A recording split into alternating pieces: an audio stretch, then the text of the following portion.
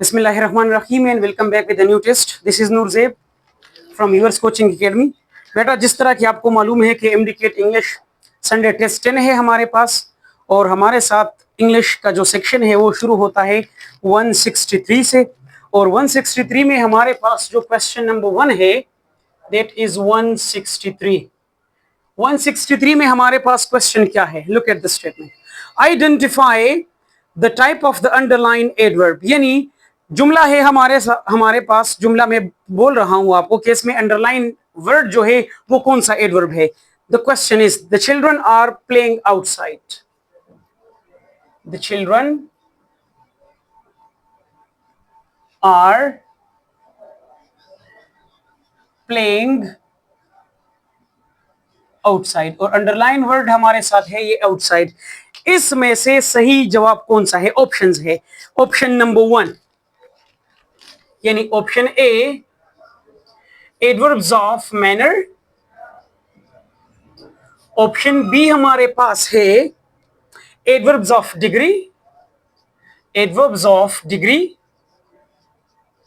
Option C हमारे पास है एडवर्ब्स ऑफ प्लेस,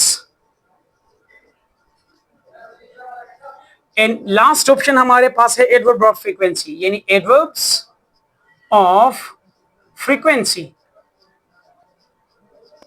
जुमले को देखें, the children are playing outside. इस सवाल में 4 ऑप्शंस मौजूद है कि जो आउटसाइड वाला लफ्ज है, अंडरलाइन वर्ड है, ये हमारे पास कौन सा एडवर्ब है? देखिए, adverbs of manner. Adverbs of manner तो है नहीं, वो तो हमारे साथ वो होता है कि are those adverbs which are used to show how an action happens, कोई काम कैसे वाकया होता है, कैसे होता है। तो ये भी चूंकि हमारे पास ये ऑप्शन भी नहीं है, ऑप्शन ए भी नहीं है, ऑप्शन 2 हमारे साथ क्या है? Option B adverb of degree, यानी मींस डिग्री की बात हो रही है, ये भी चूंकि नहीं है। ऑप्शन सी हमारे साथ देखे एडवर्ब्स ऑफ प्लेस, यानी जगह की तरफ इशारा कर रहा है। ऑप्शन 4 हमारे पास है D number adverbs of frequency, और एडवर्ब्स ऑफ फ्रीक्वेंसी हमारे साथ क्या होते हैं? ऑलवेज, समटाइम्स, यूजुअली, ऑफ्टन या ऑफन, जिसको कुछ लोग बोलते हैं, रेयरली, समटाइम्स वगैरह वगैरह। चूंकि ये भी नहीं है, तो आप लफ्ज को देखें, अंडरलाइन लफ्ज क्या है? The children are playing outside. Outside is what? Outside हमारे साथ अगर हम देखें, इजंट इट अ प्लेस, क्या ये जगह की तरफ इशारा नहीं है ना? तो जब जगह की तरफ इशारा करता है तो नंबर सी ऑप्शन जो हमारे पास है, यानी करेक्ट ऑप्शन हमारे पास क्या आएगा? Option number C adverbs of place है। क्वेश्चन नंबर नेक्स्ट हमारे पास है 164। क्वेश्चन नंबर नेक्स्ट है the quality of the books along with their attractive covers dash improved considerably. हाँ, the quality of the books, the quality of the books along with their attractive covers, along with their attractive covers, attractive covers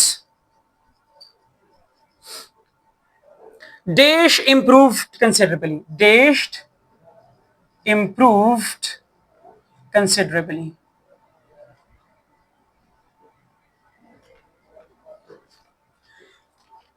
पहले आप question के statement को देखें। The quality of the books, एक part हमारे पास ये है, दूसरा है along with their attractive covers, दूसरा पार्ट हमारे पास ये है। जुमले में तीसरा पार्ट हमारे पास ये है।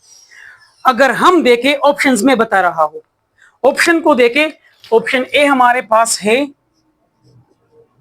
ईच, ऑप्शन बी हमारे पास है ईदर, कुछ लोग आइदर भी बोलते हैं, दोनों ठीक है। ऑप्शन सी हमारे पास है दे, और ऑप्शन डी हमारे पास है इट। सबसे पहले आप बेटा ऑप्शंस को देखें कि each, the quality of the books, the quality of the books along with their attractive covers dash improve considerably, यानी अगर हम क्वेश्चन को देखें कि द मेन सब्जेक्ट इस जुमले में आप देखें क्या है, सबसे पहले आपको देखना चाहिए, ये देखना है कि सॉरी ये ऑप्शंस नहीं है, ये तो इस नेक्स्ट क्वेश्चन के है, ये नहीं है, वो नेक्स्ट क्वेश्चन के है। ए नंबर है हैव, बी नंबर हमारे पास है आर, सी नंबर हमारे साथ है हैज और डी नंबर हमारे साथ है वर्ड। ये जो इससे पहले ऑप्शंस लिखे थे वो नेक्स्ट क्वेश्चन के थे। अच्छा, the quality of the books along with the attractive covers dash improved considerably। जुमलों को देखे, यानी दिस इज थ्री पार्ट्स, इस जुमले के अंदर हमारे पास थ्री पार्ट्स है, 1 2 एंड 3। ऑप्शंस को देखे, have, are, has and word. अच्छा, याद रखे इससे पहले टेस्ट्स में हमने कुछ फ्रेजेस को डिस्कस किया था जिसमें हमारे पास एक ये भी है, यानी along with। सबसे पहले द क्वालिटी, बात इस जुमले में हो रही है क्वालिटी की, बुक्स की नहीं हो रही। तो पहले देखे क्वालिटी इज सिंगुलर या प्लूरल। हैव तो नहीं आ सकता क्योंकि हम बुक्स की बात नहीं कर रहे, लिहाजा option A is not correct. Option B को देखे, ये भी हमारे साथ प्लूरल है चूंकि ये नहीं है। along with हमारे पास एक ऐसा फ्रेज है जिसके साथ हम तो जब भी हम वर्ब लगाएंगे तो वो हम क्या लगाएंगे, सिंगुलर वर्ब लगाएंगे। तो अगर हम देखें, एक पॉइंट तो ये है कि हमारे पास फ्रेज इस्तेमाल हुआ है along with। दूसरा पॉइंट, हमारे पास बुक्स की बात नहीं हो रही है। The main subject in the first part is the quality, not the books. क्योंकि हमारे पास मेन सब्जेक्ट जो है या हेड सब्जेक्ट जिसको हम कह सकते हैं वो क्वालिटी है, वो बुक्स नहीं है। तो क्वालिटी इज सिंगुलर या प्लूरल, या काउंटेबल या अनकाउंटेबल। अगर हम देखें तो इट इज अनकाउंटेबल, या अगर हम देखें तो इट इज सिंगुलर। तो सिंगुलर के साथ क्या लगता है, हैज या word.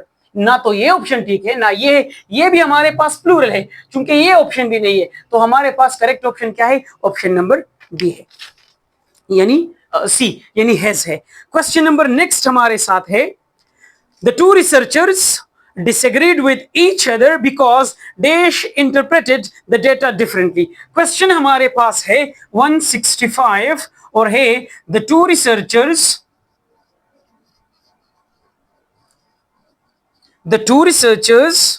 disagreed with each other, disagreed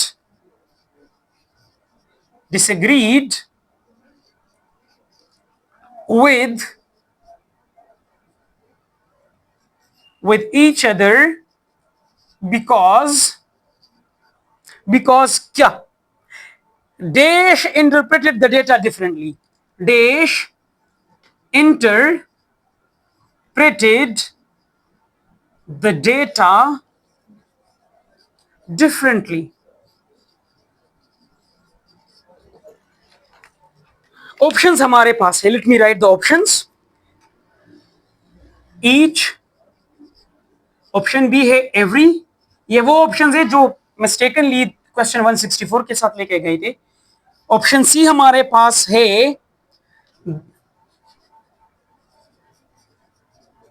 दे, और ऑप्शन डी हमारे पास है इट। सबसे पहले आप इसको देखें, कितने researchers, the two researchers. Each हम कहां लगाते हैं, ईच तो हम इस्तेमाल करते हैं फॉर सिंगुलर। आइदर को देखें, आइदर हम कहां लगाते हैं, दे को देखें, इट को देखें। अगर हम देखें, this is not the correct option, this is not the correct option. बात हो रही है टू रिसर्चर्स की, बात इसकी नहीं हो रही है कि दे इंटरप्रेटेड द डेटा डिफरेंटली। बात हम डेटा की नहीं कर रहे, बात हम कर रहे हैं मेन सब्जेक्ट हमारे पास जुमले के अंदर है टू रिसर्चर्स। तो दो रिसर्चर्स में से देखें, ये भी तो नहीं है, ये भी तो नहीं है, तो प्लूरल है। चूंकि टू रिसर्चर्स हमारे साथ क्या है, इट्स प्लूरल, तो प्लूरल के साथ हम क्या लगाते हैं, the correct option is C. Question number next हमारे पास है 166, 166 नंबर सवाल है। और सवाल क्या है कि someone broke the chair, someone broke the chair. और सवाल यह है कि जो हमारे पास करेक्ट पैसिव वॉइस है वो लेके, ऑप्शन ए हमारे पास मौजूद है, the chair was broken, the chair was broken. Option B हमारे पास है, the chair was broken by someone, the chair was broken by someone. Option C हमारे पास मौजूद है और वो है, the chair has been broken by someone, the chair has been, वही ब्रोकन बाय समवन, वही ऑप्शन है। ऑप्शन डी हमारे पास है, the chair is broken, the chair is broken. सबसे पहले जुमले का एनालिसिस कर ले, यानी मींस जुमले को देखे कि जुमले के अंदर किसकी बात हो रही है। तो जुमले के अंदर हमारे पास इस्तेमाल हुआ है समवन। समवन हमारे पास ग्रामर के मुताबिक क्या है? It's an indefinite pronoun. ये हमारे पास एक इनडेफिनिट प्रोनाउन है।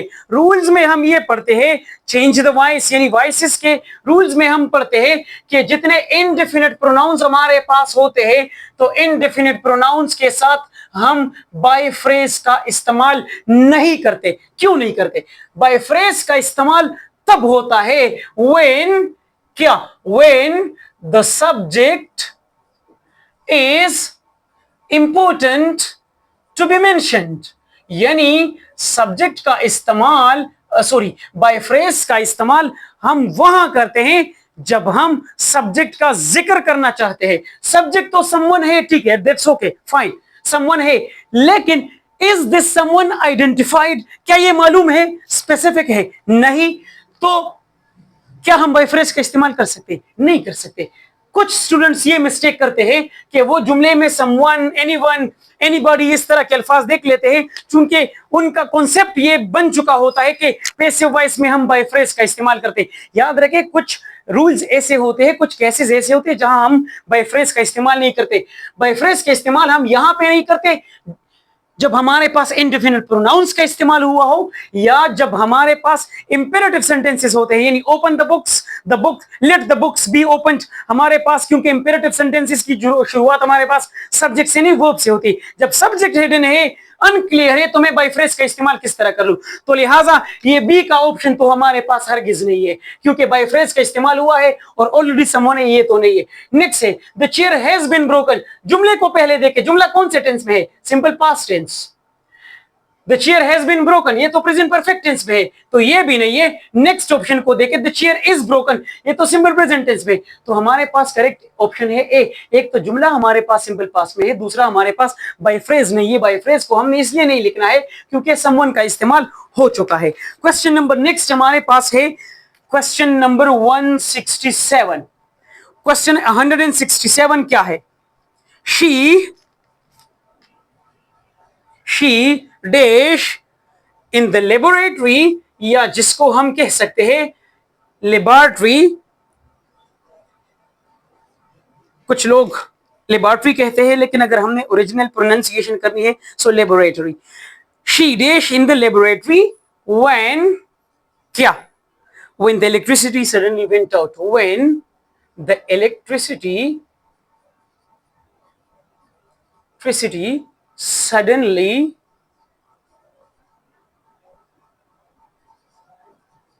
went out। जुमला ये है। ऑप्शंस हमारे पास है, option A has worked, option B है had worked, ऑप्शन सी है was working,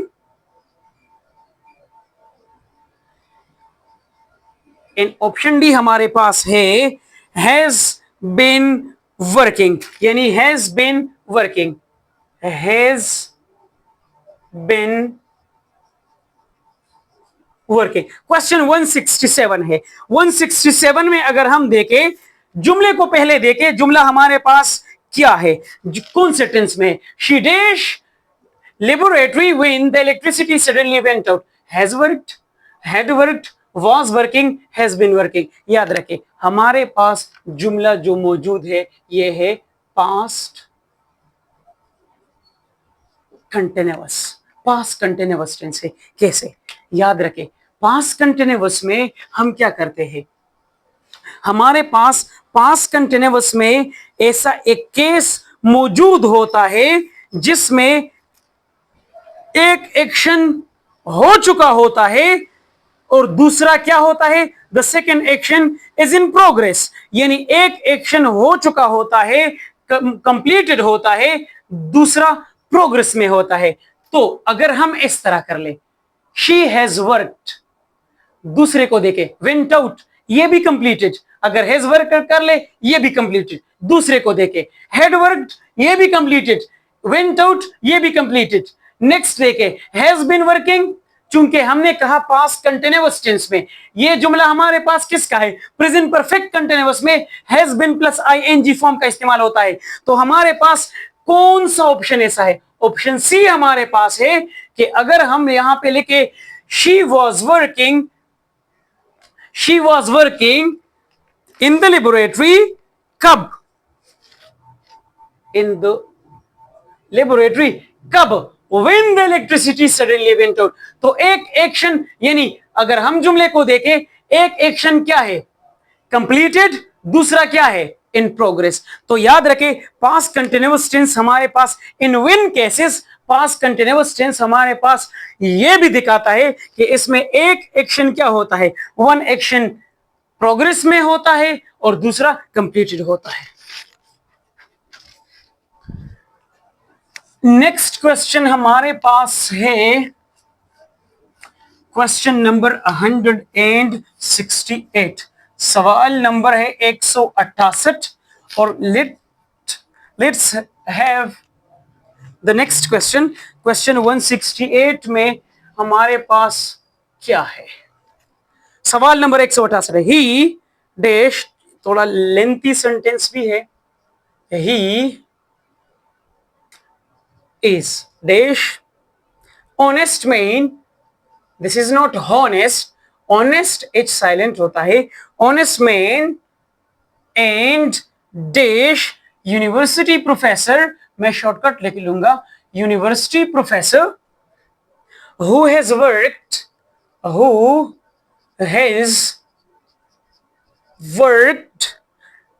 in dash United States, shortcut में यूएस लिख सकता हूं, फॉर मैनी ईयर्स। ऑप्शंस क्या है, यानी आर्टिकल से रिलेटेड है। ऑप्शन ए हमारे पास है इन आ एंड द, ऑप्शन बी हमारे पास है A and the, A and the, कुछ लोग द भी बोलते हैं, कुछ लोग दी भी बोलते हैं, दोनों ठीक है, इसके पहले हम बात कर चुके हैं। नेक्स्ट ऑप्शन है एन और आ, और ऑप्शन डी हमारे पास मौजूद है द आ एन, यानी द आ और एन। सबसे पहले आप जुमले को देखें, he is dash honest man. इससे पहले जब मैं क्वेश्चन का स्टेटमेंट लिख रहा था तो मैंने आपको क्या बता दिया कि H is silent, he is honest, in honest, a honest या द ऑनेस्ट। जुमले को देखे, चूंकि एच साइलेंट है, हमारे पास वॉवेल साउंड है, तो क्या आएगा, he is an honest man and क्या क्या आता है, हाँ जुमले को देखें, he is an honest man, ये दो दफा मैंने लिखा है, एक आ है, he is an honest man and dash, यहां पे है यूनिवर्सिटी, यूनिवर्सिटी का जिक्र हम पहले कर चुके हैं, वावेल और कॉन्सोनेंट साउंड की बात हम पहले कर चुके हैं। बहुत से बच्चे यही सोच रहे होंगे क्योंकि यूनिवर्सिटी हमारे साथ वावेल से स्टार्ट होती है, हमारा काम वावेल की शुरुआत से नहीं होता है, हमारा काम होता है वावेल साउंड। अगर हम देखें यूनिवर्सिटी क्या हमें ये यू वावेल साउंड देता है, नहीं, जब वावेल साउंड नहीं है तो क्या आएगा, he is an honest man and a university professor who has worked in क्या the US for many years। तो करेक्ट ऑप्शन हमारे पास क्या है, option number A, an a and the. Question number next हमारे पास है 169, क्वेश्चन 169 डायरेक्ट और इनडायरेक्ट नरेशन का है। She said don't cry. Question ये है, ऑप्शंस को देख, option A, she told me not to cry, okay. Option B हमारे पास है, she told me to not cry. Option C हमारे पास मौजूद है और ऑप्शन सी क्या है, she said me she said me not cry. आखिरी है she asked me don't cry. She asked me don't cry. ये तो इतना सिंपल सा जुमला है, अगर आपको रूल्स का पता है। सबसे पहले जुमले को देखें तो कि जुमला हमारे पास क्या है। The sentence is imperative. Imperative जुमला है। इंपेरेटिव में हम क्या करते हैं, टू प्लस वर्ब, यानी इंपेरेटिव में हम इस्तेमाल करते हैं इन्फिनेटिव का। इन्फिनेटिव का इस्तेमाल करते हैं। अगर जुमला नेगेटिव इंपेरेटिव है तो फिर किस चीज का करेंगे, फिर not is used before infinitive. Not is used before infinitive. जुमले को देखिए, she said don't cry, number option A. She told me not to cry है, तो कब बनता है कि नहीं, इस ऑप्शन पे मैं लास्ट में आ रहा हूं। नॉट टू क्राई क्योंकि इंपेरेटिव है, नेगेटिव इंपेरेटिव। दूसरे, she told me to not cry, rules में क्या पढ़ते हैं, not is used before infinitive, तो ये तो बिफोर इन्फिनेटिव है नहीं, टू है, दरमियान में नॉट है, लिहाजा option B is not the correct one. She said me not cry, इसको आप देखें। नंबर लास्ट को, she asked me don't cry, ये तो वही चीज है, दरमियान में कोई चेंजेस है ही नहीं है। सो द करेक्ट ऑप्शन हमारे पास क्या है, option number A. She told me not to cry, यानी मींस नेगेटिव इंपेरेटिव हमारे पास मौजूद है। तो नेगेटिव इंपेरेटिव में रूल्स के मुताबिक हम क्या करते हैं, रूल्स के मुताबिक, यानी हम जितने भी इंपेरेटिव जुमले होते हैं वहां पे हम टू प्लस वर्ब का इस्तेमाल करते हैं। टू प्लस वर्ब का इस्तेमाल तब करेंगे when the imperative is positive imperative. Now this is negative, तो फिर वहां पे हम नॉट पहले लगा लेते हैं। क्वेश्चन नंबर नेक्स्ट हमारे पास है 170। Question number 170, under no circumstances, under no circumstances dash agree. Options, option A I will, option B will I, option C I would, option D would I will, would I well। जुमले को देखें, जुमला क्या है, inversion. Inversion क्या है, inversion पे हम पहले ही बात कर चुके हैं, जिसको हम इन्वर्टेड सेंटेंसेस भी कहते हैं। अंडर नो सर्कमस्टांसेस हमारे पास नेगेटिविटी की बात हो रही है, क्योंकि नो हमारे पास है। Under no circumstances I will agree नहीं आ सकता, will I agree, I would agree या वुड आई एग्री। तो हमारे पास जो भी करेक्ट ऑप्शन है वो हमारे पास क्या है, option number B, under no circumstances will I agree. Question number last हमारे पास है 171, सॉरी 171। 171 है identify the correct sentence. Sentence correction से आया है, आइडेंटिफाई द करेक्ट सेंटेंस। बस मैं डायरेक्ट ऑप्शंस लिख रहा हूं। Option number A, option A है she is, she is, she is junior than me, she is junior than me।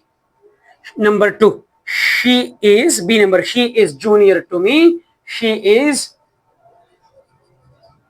junior to me। Option C, she is junior from me।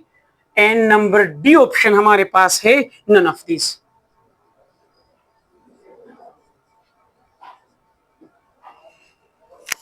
अगर हम identify the correct sentence, सवाल ये है सही जुमले का इंतखाब करें। She is junior than me, comparative जुमले को देखें क्या है, कंपेरेटिव एडजेक्टिव्स, जूनियर, देन आया है। चूंकि देन का इस्तेमाल हम किस में करते हैं, THAN, THEN की बात नहीं कर रहा, THAN, देन। हम कंपेरेटिव एडजेक्टिव की पहचान हमारे पास यही है कि उसमें हम इस्तेमाल करते हैं देन। लेकिन एक और बात याद रख ले, हमारे पास कुछ एडजेक्टिव्स है जिसमें है junior, senior, superior, inferior, prior. ऐसे एडजेक्टिव्स को हम बोलते हैं लैटिन एडजेक्टिव्स। लेट इन एडजेक्टिव्स है क्या बेटा, इसको समझ लीजिए। लेट इन, ये हमारे साथ है लेट इन एडजेक्टिव्स। नॉर्मली कंपैरेटिव एडजेक्टिव्स में हम देन का इस्तेमाल करते हैं, देन।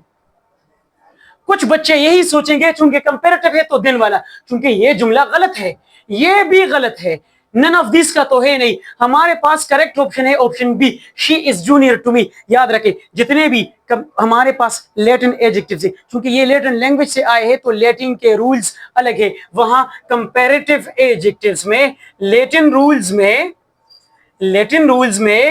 कंपैरेटिव एडजेक्टिव्स में हम देन की बजाय लगाते हैं टू।